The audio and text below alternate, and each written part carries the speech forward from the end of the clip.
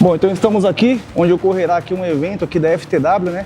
A proposta de hoje é ministrar uma palestra falando sobre os 11 mandamentos das operações especiais, que inclusive é o assunto do meu livro.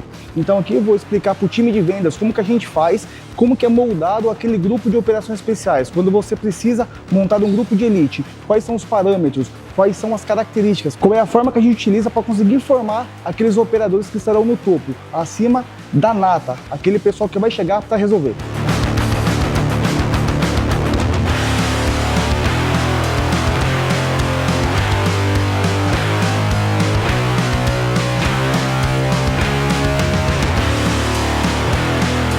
E para essa convenção 2025, convenção comercial da FTW, nós preparamos um conteúdo especial porque estamos fazendo uma relação com o ambiente das forças especiais, do militarismo, nosso tema aí na Segunda Guerra Mundial com os ases dos ares, e trouxemos para esse conteúdo especial para a nossa equipe comercial o Sargento Renan, para trazer um pouco dessa visão das forças especiais, do tático empregado na força especial.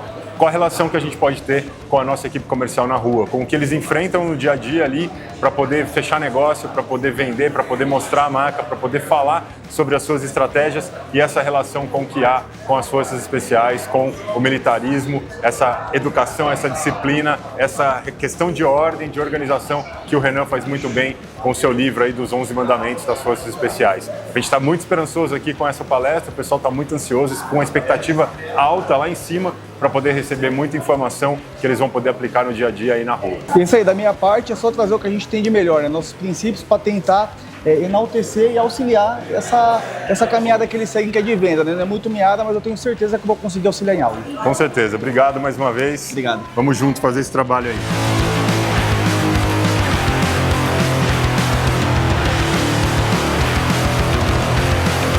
E para fazer esse trabalho, dessa analogia com as forças especiais, eu trouxe o Sargento Renan.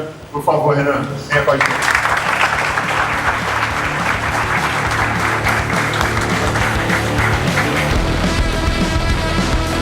Ficar na PM de São Paulo. Tinha passado na época para o Exército, para Fuzileiro Naval, mas escolhi ficar na PM.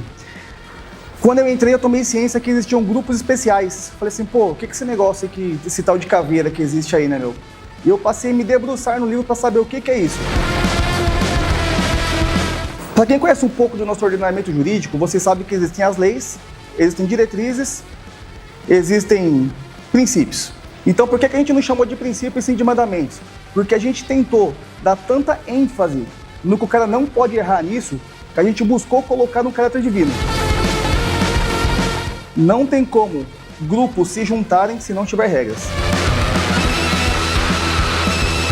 Seu celular, por favor.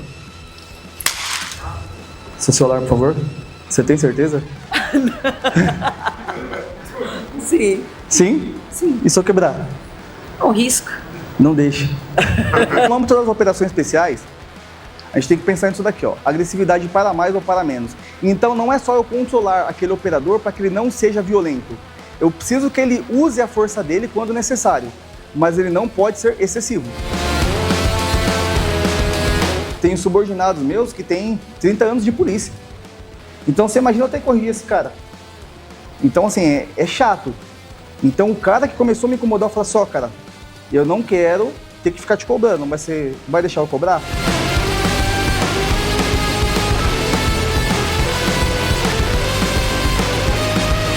Que a liderança é ruim quando você estiver nessa posição.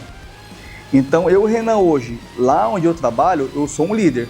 Ser chefe é fácil, tá? Eu não preciso de atributo nenhum para ser chefe. Agora, para ser líder, eu tenho que saber motivar o meu colaborador mais motivado. Eu tenho que saber ensinar algo para aquele meu vendedor mais experiente. Mas não abram mão de ser especialistas em algo. No caso de vocês, vendas. Primeiro, versatilidade. Depois, flexibilidade. Por que isso? A versatilidade é o aprendizado múltiplo. Eu aprendo isso, eu aprendo B, eu aprendo C, eu aprendo D. E depois, pela flexibilidade, eu sei flutuar entre esses assuntos, para ser uma pessoa desenrolada quando eu falar com outras.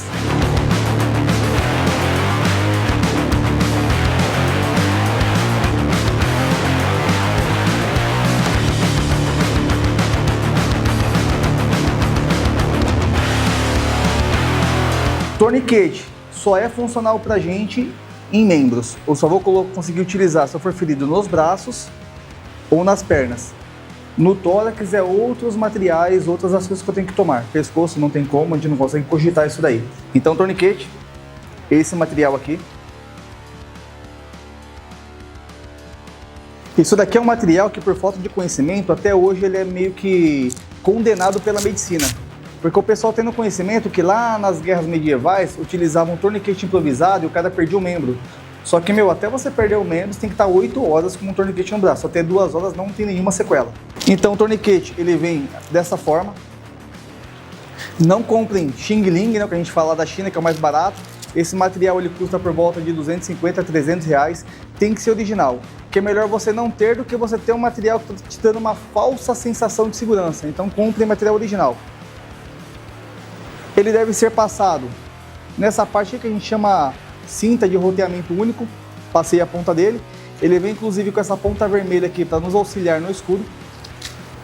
E no caso, quando eu acoplo ele no meu corpo, eu já venho com isso aqui dobrado. Por quê? Se os velcros colarem, eu consigo facilmente atingir, tá? Por que é feita toda essa frescura aqui? Porque depois que a gente toma um disparo numa artéria, a gente tem até 3 minutos de vida no máximo.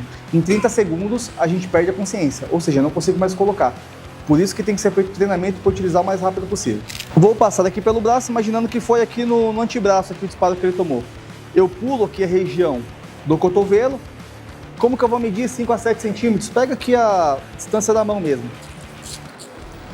Essa primeira puxada é que é a mais forte, tá? Por isso que se chama fivela de roteamento único. Então eu pego, dou uma pressão com a mão aqui, ó, puxo, jogo lá para trás.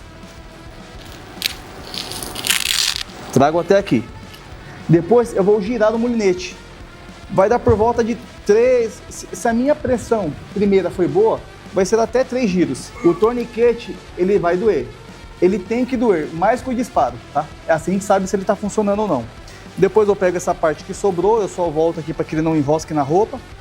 Pego a time tag, que é essa partezinha branca aqui, ó, e coloco o horário. Porque o médico que vai retirar de mim, ele tem que saber quanto tempo estou com o torniquete. Até 2 horas pode ser removido tranquilamente. Mas após 8 horas, o nosso corpo já gerou toxinas, principalmente nessa parte. Sangue coagulado. Se eu tirar com tudo, sangue coagulado vai no coração, infarto. Tudo bem? Como que eu sei no treinamento se ele está bem aplicado? Verifica aqui o pulso distal, geralmente pulso radial aqui, né? Ou perfusão capilar. Aperta a ponta do dedo, vai ficar na coloração branca. Se voltar em até 2 segundos, tá fraco.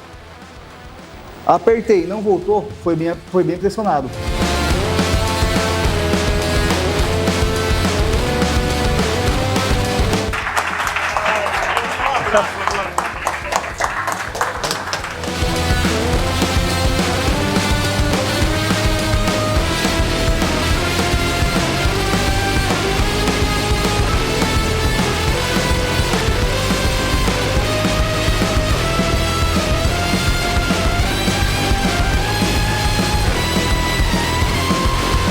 Bom, finalizado aqui, graças a Deus tudo certo.